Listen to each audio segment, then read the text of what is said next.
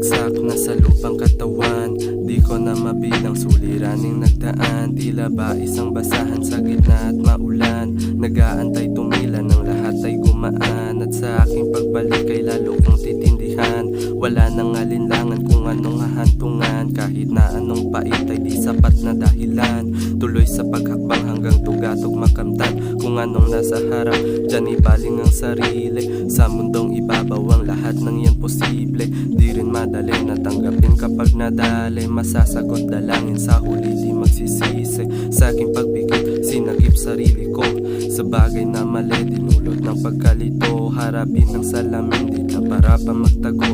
Niyakap ang proseso at isipan lumago. Yeah. Hello, tol. All goods, tol. Sige. Mati.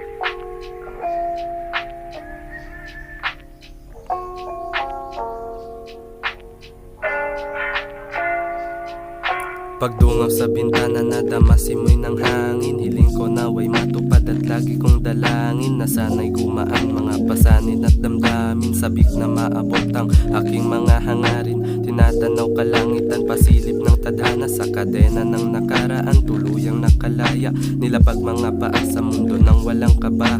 Masukal na daanan ay aking kinabisa.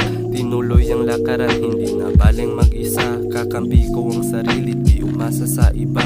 Natutong kumalma sa panahon ng sakuna. Nag-isip ng solusyon, di na para mabalisa. Sinusulit ko ang oras habang di pa panahon. Nakangiti pa rin kahit ako'y inaambon. Normal ang madapa, maaari kang bumangon. Kalakip nito'y pag-asang ang lahat ay sumang-ayon.